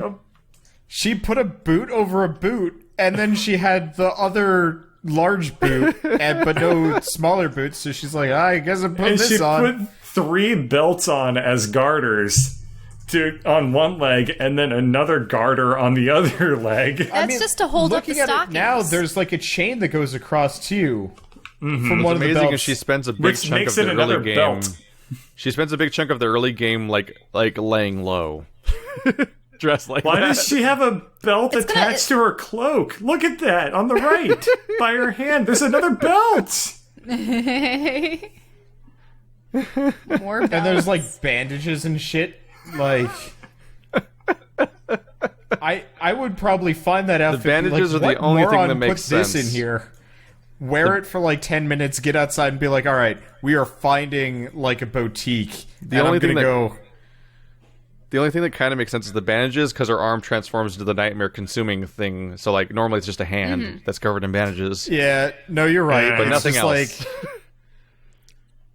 Like, I would probably just try to like find someone's cape, and I'd be like, "Hey, can you give that to me?" I'd cut a piece out of it and like put it over the whole chest area. She's wearing and booty make shorts. a longer skirt. She's or wearing like pants or booty shorts with a something. laced front that's 90% unlaced. So there's I like was a gonna deep say, skin it's like- V. Yeah. It's like what? It's like But they're not even booty shorts. They're like cut off. It's like, but they're also she bought perfectly fitted. Yeah, it was like she got a pair of booty shorts that were torn to be more booty. And by the way, almost nothing about how she's dressed matches with her personality in any way, really. Is she like, hi? No. I wanna go to No, the prom. isn't she really? She's mostly sort of just really undead reserved inside? and bitchy. And Well, I would say that dedicated. her outfit kind of matches that personality, Yeah, because the number of reserved, belts sure. you wear, then the more, Yeah. If usually we're the going more by darker your Lulu's, character is. if we're going by Lulu standards, then she is like perfect. Yeah. Her belts have reached the point of level 10 tryhard. Seriously, I wonder, somebody should try to, like, graph, like, reserved or bitchy nature of character to number of belts that they wear and see if there's a correlation, because I'm convinced that there is. I just can't help but belts and think that, like, I angst. actually like her cowboy costume. Because how many belts was Beelzemon wearing on his like leather But like, pants and that's stuff? Digimon. Like, Yes, but they still, got kind all of of their free character pass for designs suck. bizarre choices. like I can This isn't understand a- having two This isn't a belts per Digimon, it's just a bracer, dude. 2 belts per like boot. Oh, you for, don't like, know about just the you don't know about that bird? backclasps. Oh, I know that like all the like really, really high level Digimon are just people. Yeah. Yeah. 90% of the actual Digimon you ever see on screen at any point are either tiny mascot plushies or they're just action figures. Yep. Because Yeah. those are the two things they can sell based on the show: is plushies and action I'm- figures. I'm still playing Digimon Next Order. I'm going to be streaming it later tonight. But like, my personal mission is to get as many humanoid, like where Garurumon can kind of get behind, because like whatever, werewolf. But like, Let's get weird stuff like Ivysaur. but it's just like, it's hard to find non-human like high-level Digimon, because instead it's just nothing but these like really like generic humans, like kind of perfect proportion humans wearing weird kind of thematic armor, and I'm like, but they're not monsters anymore, they're like people dudes. Yes. Do you know how difficult it is to cosplay as these characters? Like just the physics alone for some of the pieces that you have to wear. There's an angel Digimon that's like flying around and she's got like stiletto heels. Yep, that's bad. She too. never touches the ground. Why bother? Just like, It's been very interesting. Like, I was actually looking at a bunch of cosplay the other day or two, tying into like some character design work that I'm doing, and I noticed that there are just some characters that are just straight up like impossible to cosplay, and like even really iconic characters. Like, I was looking at Final Fantasy VII, and I couldn't find a single Tifa Lockhart, for example. okay, so Wait, Bird, have really? you ever? Tifa's No. been Yeah, cosplayed I've several seen times. I I couldn't Tifa find get her at cosplay. all. Okay, so Bird, look up not even Kill hard la to Kill cosplay. cosplay. Look at She's who? wearing normal clothes. Kill la Oh, Kill all of a sudden I can cosplay. find good Tifa cosplay. This is weird. I I was gonna literally say looked this she's up like literally 2 or wearing a 3 mini days skirt, ago. a tank top, and suspenders and a belt. Yeah, she's I mad looked this easy up like to 2 cosplay. days ago, and I couldn't find a single one, and that really surprised me. Okay, so It's that was because you just a had weird. safe search off, you dunce. What? So I I did. don't know about that. What do you know? But anyway, Kill la Kill has like the most like ridiculous, unrealistic costumes ever, and like That's people because very people's consistently power cosplay it. is associated with how little they're wearing. No, That's- no, it's associated with their clothes. The whole like them wearing nothing was purely just like dumb plot device. but it was a plot This is. Wow. Yep. Hey, here's a dude Yeah. doing it. That's pretty funny. I know. There are a couple dudes that I barely love wear the anything dudes that either. wear it because it's just like, yeah, you go, dude. It's like, oh shit, who's a particularly bimboish character? Kill la kill. No. From League of Legends, who's the pirate chick? Do you know? Oh, Misfortune. Yeah, Misfortune. I saw a fat bearded dude dressed up in like Misfortune's like really, really skimpy outfit, and I was just like, yeah. I mean, you've all I'd all high seen five Sailor you, but you Moon weird me out. and a couple sort other, of. Yeah. Yeah, it's interesting.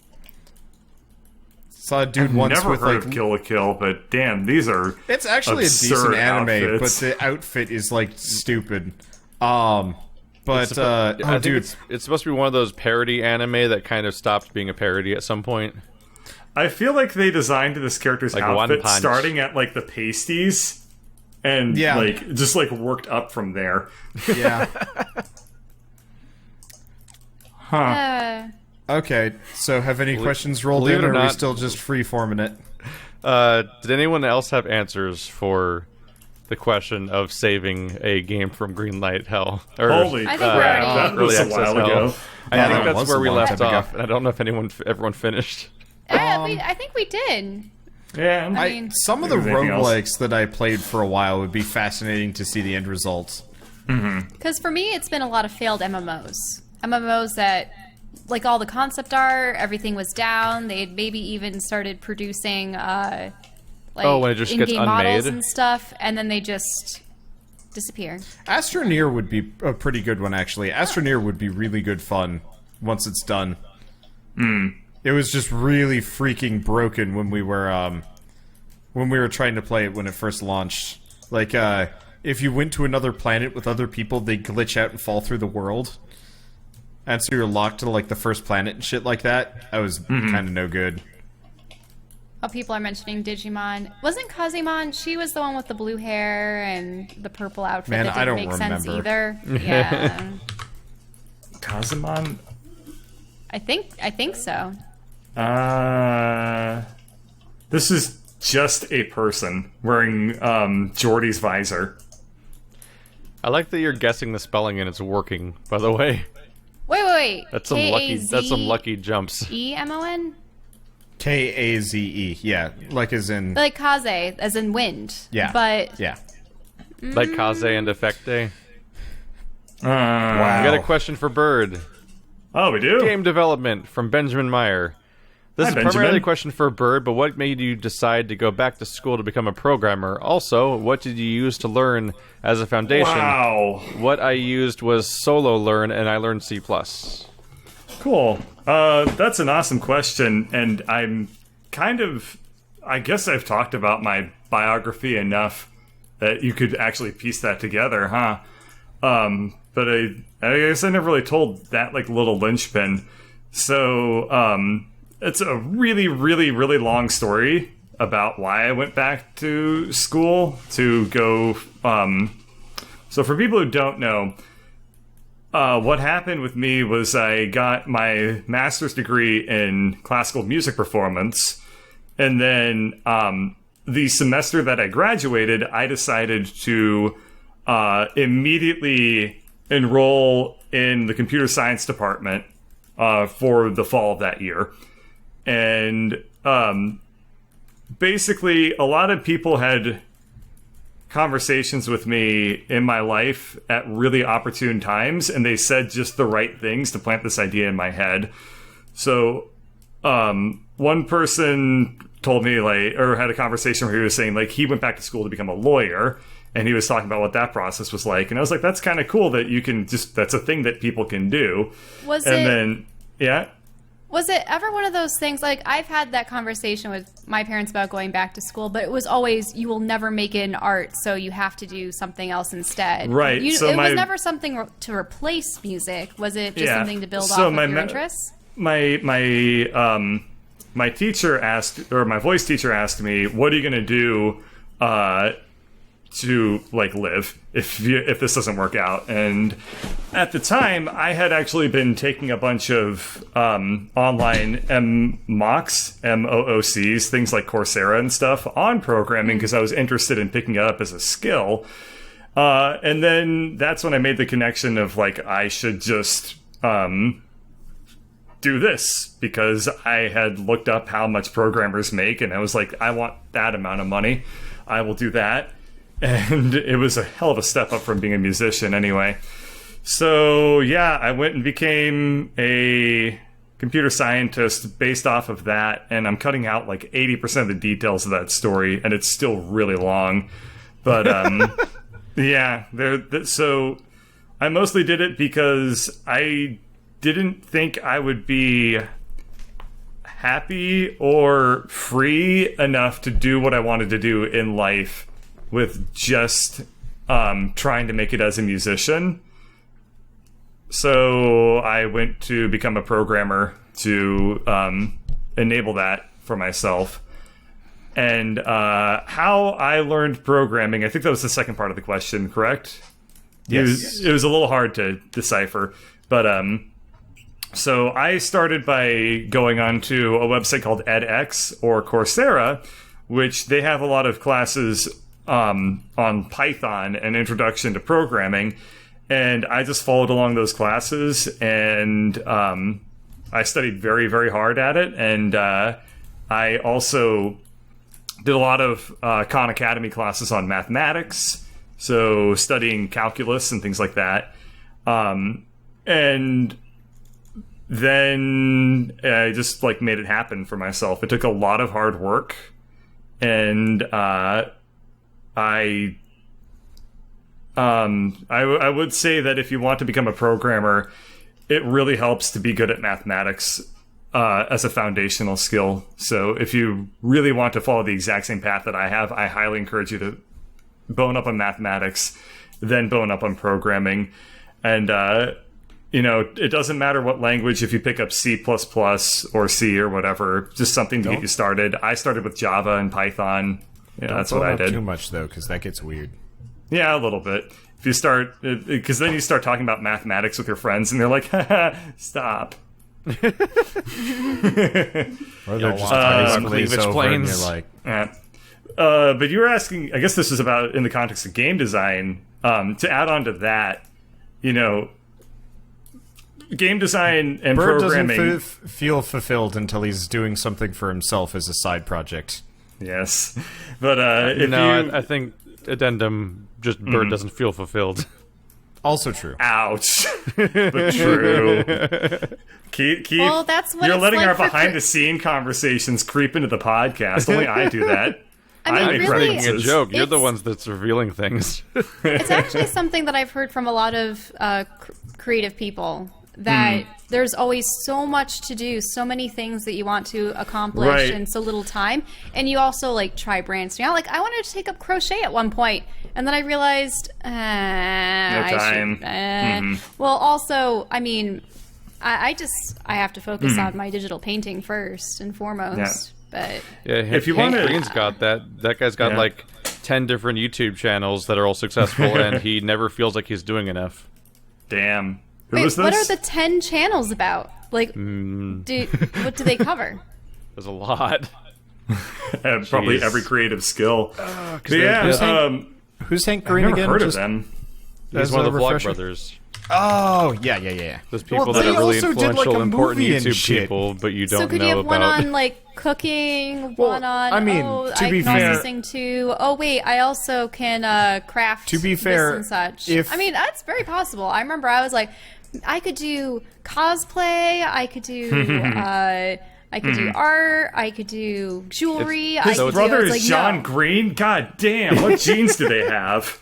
Wait, Yeah, what? so those are the Vlog Brothers. Is one of them runs like 50 channels. The other one also helps, but also wrote all of those books that are turning into movies right now. So they're Oh busy. wait, what movies? What movies? The Fault in Our Stars and Stars. Paper Towns. Oh, okay. Okay. I'm familiar with So that. All right. just going off the so they're also sidebar writers. of Vlog Brothers itself, with dubious credit of who's running what and stuff. Vlog Brothers' I see, I wanna sidebar write shows too. Crash Course, SciShow, The Art Assignment, Brain Scoops, Sexplanations, Healthcare Triage, How to Adult, the Lizzie Bennett Diaries, Hank Games, 100 Days, and also they have a podcast called Dear Hank and John. Oh, and there's Dang. Hank's channel. And that's the thing. complicated real fast. Why have them all on separate channels unless they make so much No, content it makes- they have it to makes put it a on lot of different sense. channels? They're all Like, different content. You don't want to throw everything onto one channel because nobody will. Yeah. Everyone will hate that. Well, like the questions one. I mean, you guys are just having the podcast Well, for it's because questions the on your podcast channels. isn't big enough or frequent Yeah. enough that it would need it. Yeah. But, like, for Yeah. example, A lot if of- I started doing, like, really in-depth, like, educational videos, I'd probably put that on a completely different channel. Yeah, Or if Wander was suddenly doing like weekly speed paint videos. yeah. But you have a I speed do daily. actually put section. I do actually put some of my speed art on the channel, and it doesn't Yeah. do terribly. But a it's- large number of like even Let's Players will put their side stuff on different channels. Like they'll have their podcast channel, or they'll have like I know like Splattercat Gaming, for example. Like they have a channel called Roll For It, which is their tabletop gaming channel. That's Yeah. completely separate in entity and everything. Although sometimes these people will make their side stuff to side in a way that no one ever knows it exists, and that they do nothing to promote its existence, and that's when it gets weirder. But yeah, diversification doesn't Yeah. hurt. There You was never a know when point. one thing just will stop working. Yeah. There was a point I was trying to make earlier, because tying into the question that prompted this, I think it was asked within the context of game development. And I just want to make a point, because we were talking about something very relevant here, which is like multi-talent, diversifying your own talents. And I will say that the more talents you can pick up, like if you can draw and make music and program, like the easier that your is life is going to be helpful for game development. But It's not just game development though, like just in general. Well, one thing I'm trying to think of is that Elysian Tale, Dust. Yeah. Did he That was do done by the everything? artist. He did everything. Or- He didn't do the voice acting. he didn't do the voice acting or the music, but he did the programming and the artwork. which honestly is a bit Well, of a and mistake animation in would his go case. in with art. So animation's a different skill. Sure, but yeah, he did that as well. Dean is a machine, though. For me, Dust looked great until every time a character showed up in a conversation. I did not like the talking animations. They bothered me. Yeah. But the one thing to remember is that the most important skill with game development is the programming. So if you can emphasize, if you want to go into it, emphasize your skill as a programmer, because that is what drives what you're capable of doing. And everything revolves around that more than anything else. Because you can have a game without an artist, but you can never have a game without a programmer. So that's my spiel on it. If you want to get into game dev, anyway. definitely approach it. If you really want to make your games happen, you gotta pick it up from the programming perspective, and then get as good as art as you possibly can along the side, and just accept that you're going to be really, really slow. You're going to be really slow if you try to do the programming and the art, let alone just make the programming takes forever. So, yeah, I think that satisfactorily answers that question. Yep. I hope. I think I uncovered every single pebble for it. But Speaking yeah, of that smaller was a great projects- question. Thank you for asking it. Yeah. Speaking of smaller What were you gonna projects, say? by the way, can we just talk about for a moment that, like, Night in the Woods is really neat? Yeah. It is. That's a real neat I little enjoyed it. game full of It's a neat- like, It's a neat game, but I think I kind of hate their developers. I follow them on Twitter, and they're very, very rude and very pushy about their opinions. And like I've tried to correspond with them for like a couple of things because I wanted to, use some of the music in my videos because I can't DDR at all. And they sent me this like really kind of snubbish like, yeah, just go here, and then sent me like a link to request the game.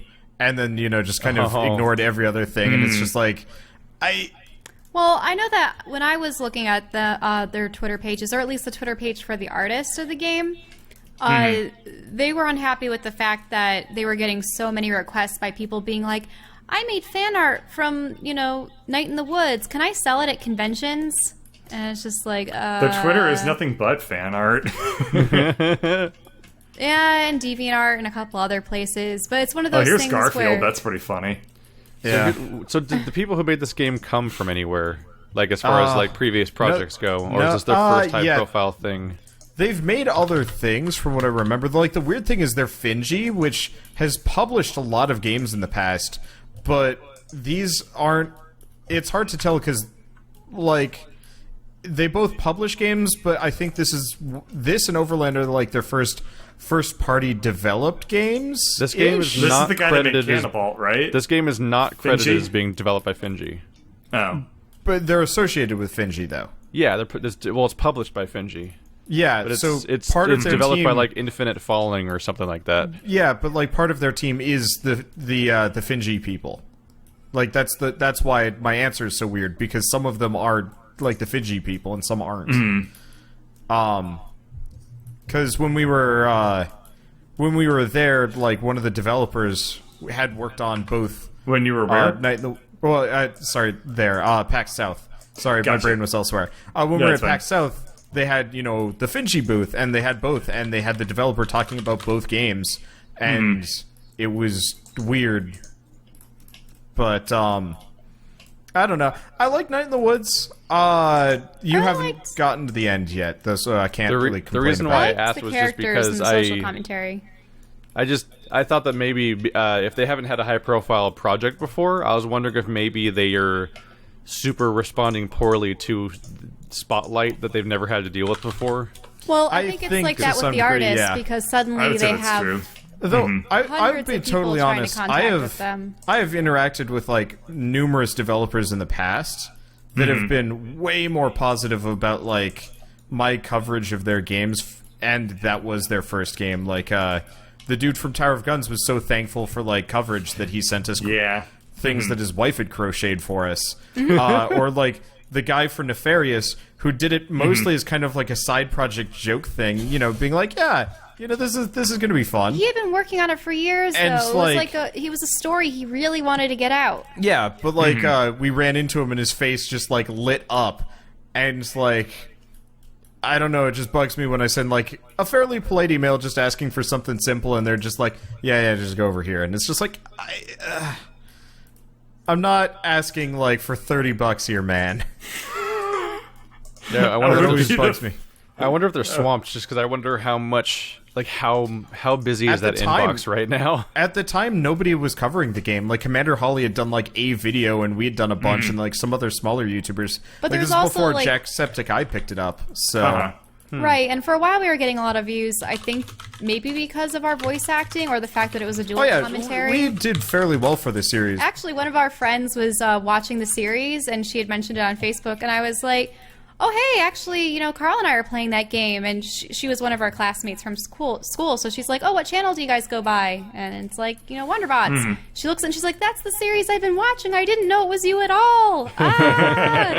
So, Yeah. just For fun. me, one of the fun surprises has just been like there's always fan art when a game like this gets attention like this, like Undertale and stuff. But this game now, and I guess Undertale had this too a bit, but like this game specifically has 3 songs that show up over the course of it that are fully instrumented but have no Vocals. they have lyrics but no vocals. Yeah, And it's like so saying a lot of people did it's their like own saying songs. I dare you, basically, Yeah. to the internet. So now Well, the that's- internet's full of like really. There's so many really good covers of those songs with added vocals. We did and really stuff. bad covers. Okay, so part of it was I had to figure out the tune. Yeah, and so then, so Shell did the singing for the first 2, and I did the last one. well, you did the last one because it was screamo, so it was just fine. And then the first one, It was metal. we had one play go through, and I like flubbed a line or so, and I'm like, hey, can we go back? And he's like, no, I have to put this video up because it was the second episode. Yeah, this is So it like was the like, second episode. I like, need at least 3 no- takes. Yeah, this is like second episode, and I was like super late already the other because thing, like too, I'm is- always strapped for time. A lot of the covers that I've listened to of it, it seems like people are using the after processing where they add echo and reverberation. Yeah, I have no idea how to and edit any kind of video for like for music. singing. Yeah. Yeah, it's So- singing or music. I've weirdly gained some experience with that because of my own videos like that, where I do some voice processing to try to make it work better. I That's a mean, weird throw on thing a on my little bit of resume. reverb and then double track yourself. I've So self-harmonized. Sing it once, then sing it again, and then Yeah. put them together at the same time, and that's like 80% of how to do a professional And I've done that. enough Yeah, voice I track. noticed. I noticed that when we were doing the second video, we had taken 2 or 3 takes, and we were trying to compare which one sounded better for specific Just put sections, 2 so that we takes could edit it together, together. and then you Yeah, usually I get a actually really good liked result it out when of that. I was singing with myself. That sounded fun. For both the Portal songs, I think I sang them 4 times and overlaid them and made one of them louder than the other ones. But That's the way to do it. yeah, and then for what's it called? I don't want the I Fallout 3 don't song. want to set the world on fire. Yeah. The ink spots. Yeah, for the Ink Whatever Spots it's song, called. I sang in 2 different octaves. Oh, fun. That was a trip. But yeah, there's some tricks you can do to make it work a little better than standalone live stuff. But it's Yeah, because You when can't a make it- person's you can't singing a make yourself cappella have on their talent. own, it's difficult without like a chamber. The other problem is just baseline. It's very hard to do some of these things when you're trying to do daily episodes for a Let's Play. oh yeah. Yeah, so yeah, we've gotten a lot of requests to do them over with like the actual processing and stuff, and it's like I'd like to, but Send it There's to like Bird. s- He can do it. Yeah, that is so far from like. Yes.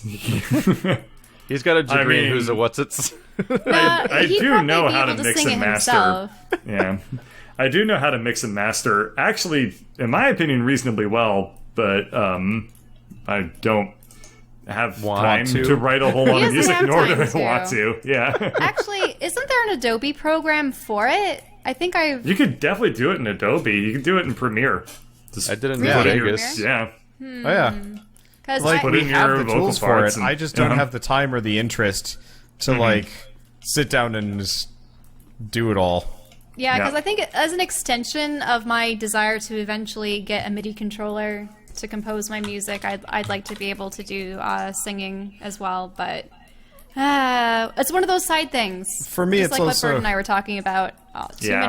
Too many projects. Yeah, for me, it's also Tell one of me those about where it. like I don't want to be known for my music, like the Do music you that I put on have my music channels. to be known for? No. Like say He if we do, refuses to sing. say if we do like really highly edited, say videos related to like a song in a game. He's afraid of putting a weird thing on his channel that then takes off and becomes the thing on his channel. Oh, yeah. Yeah, because Anything that's on what his- Scrap Especially if Mechanic it's a was. joke.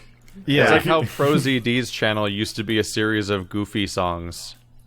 And now it's just really, really funny. God, Yeah. I love Pro CD. well, but like he very clearly kind of embraces that. Whereas like if I just did like a joke like sing along goofy thing, and then suddenly that got you would like put two. out like 4 videos on it, and it would go from like 1 million views to like 30. That's like the problem is like that's what I did with Fallout. I did Fallout as a complete joke. You know, I was just Yep. like, I'm just gonna not leave Sanctuary, and like I don't know what I'm doing, and so on and so forth, like that. And I'm very obvious that I'm like not treating this seriously at all. I have so many people like day in day out still just leaving comments like, this guy doesn't know how to fucking play Fallout 4. Like, how could this guy like do a series like this without doing prior research and stuff like that? And I'm like very clearly saying like, Like, this is sorry kind of a for having Patreon fun thing. in video games. Yeah. And, like, people are pissy at me because I'm not role-playing enough, even though I said, like, I wasn't going to. And then they got pissy at me because, I don't know, it's just this, like, infinite I love that you played bad. Fallout normally at launch, and Yeah. you are now like a famous Fallout player in some capacity, and like Yeah. many of your most famous videos right now are all part ones of various Fallout shows that are, and none of them are the actual playthrough of Fallout. Oh, yeah. Nobody watched my It's Fallout. Zombie Survival Challenge, playthrough. Never Leave the Vault, Never Leave Sanctuary, and Frost, and I don't even want to know the episode counts for some of those. Generally, about 50 was the end 40, point. 50, 30 to Jesus 50. Christ. Yeah, it's interesting for artists too, because I did like 2 World of Warcraft pieces of my characters from the game, and those ones, I mean, being fan art, And then you become a got fan more art. views. Yeah. Got all the views and the likes, and suddenly, like, my Twitter doubled in the number of followers and such. You should And make if- WoW Smut. Oh, no You can make a lot of money way. making WoW Smut. No Do it, Shell. way. Become a Smut artist. Well, actually, and the interesting thing Furry is smut is a even number more of the lucrative. followers Oh, and fans were people that also made World of Warcraft fan art, but apparently there's like a whole business to it where people Oh, like yeah. to go to BlizzCon with badges of their character. So it's actually, I mean, people make a lot of money drawing custom character They make- portraits. You can't understate how much money some of these artists make. Some of them make like $300,000 a year. Oh yeah, I know. That's like Yeah. Sakimi-chan and And- people. And then, like what Wander was saying, I know a couple of people because I used to hang out with furries. Furries, oh yeah. I mean, There's, like, all aren't the whole top furry grossing community. people on Patreon all cosplayers and porn artists? Yes, but Patreon, I know yeah, it's like some. Jessica Nigri, I think her Yeah. name is, and probably Yaya Han for a while, but she's branched Mm-hmm. off into like television shows and whatnot. That's a weird career path to take. Go from Well, cosplayer they were to like cosplay television publicist shows to like. So That's true. She became a judge Heroes of for a Cosplay. cosplay show and other things. Good for her. But That's like saying it's weird to transition from being a football player to a television show host, but the show is, Announcer. of course, Did you an guys see announcement the- for football. Shell, who is the baseball person that exploded the bird the, in 2001? Wander, you're at 280 Fallout episodes. Yeah, it's a lot. was it the something Ramos or I who don't was he? remember. Anyway, there was a baseball player that exploded a bird back in 2001. It was so You know, sad. he was the Oh, I think when it it was was with the the pitch. pitcher. He threw the Yeah, yeah. fastball and it Holy exploded. shit.